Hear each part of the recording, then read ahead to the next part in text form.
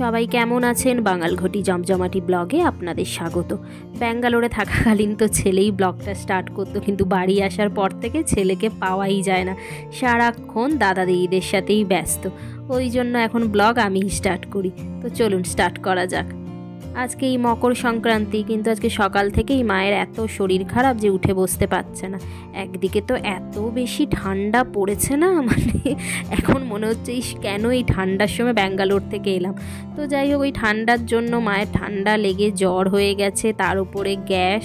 তো এই আমাদের এখানে না মকর সংক্রান্তিতে এই রকম মানে ঠাকুরদের কাছে আমরা মকর পাঠাই। তো এই যে এতগুলো প্লেট দেখছেন, দুটো প্লেট থাকে আমাদের বাড়ির ঠাকুরের জন্য, একজন মানে ঠাকুরমশাই আসেন পুজো করে দেয় বাড়িতে, আর বাকি প্লেটগুলো আমাদের আশেপাশে যত মন্দির আছে সেখানে আমরা ওইগুলো পাঠাই। তো চলুন আপনাদের দেখাই যে আমরা কিভাবে মকর সংক্রান্তির দিনে প্লেটগুলো সাজাই।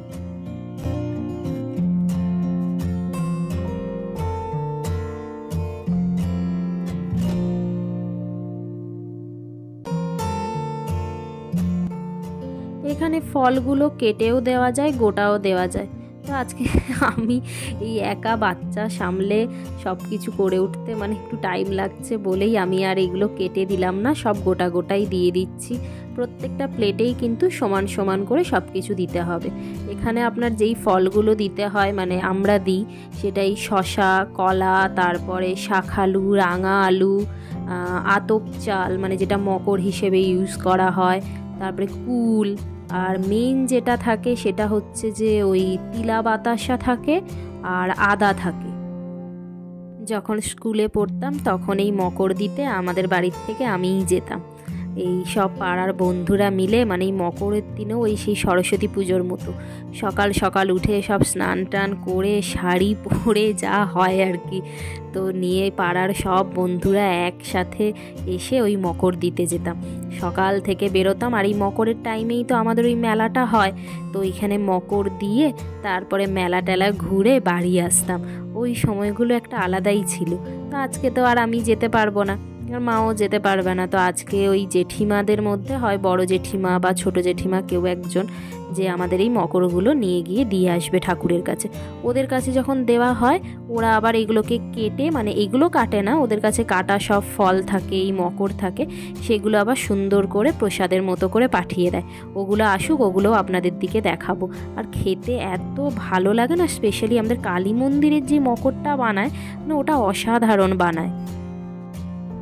আর এই মটরশুঁটিগুলো এর সাথে দিয়ে দিই, যদিও মটরশুঁটিটা অপশনাল, কিন্তু ওই আদা, আতপ চাল আর ওই তিলা বাতাসা এইগুলো মাস্ট। মানে এইগুলো এই পুজোর মধ্যে মানে ওগুলো ছাড়া পুজোটা হবে না আর কি।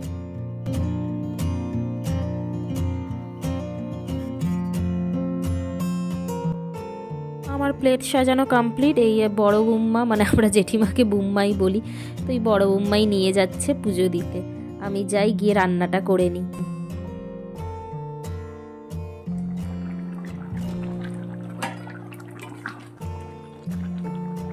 আজ তো মকর সংক্রান্তির জন্য নিরামিষ, তাই জন্য এই আলু পোস্ত, ডাল, ভাত আর বেগুন ভাজা করছি।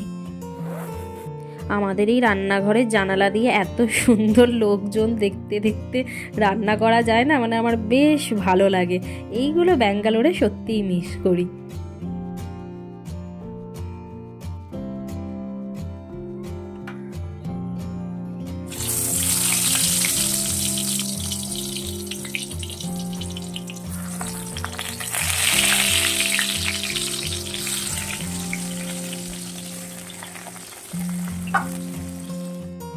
এই যে দেখুন ওই প্রসাদ এসে গেছে, এত ভালো খেতে হয়।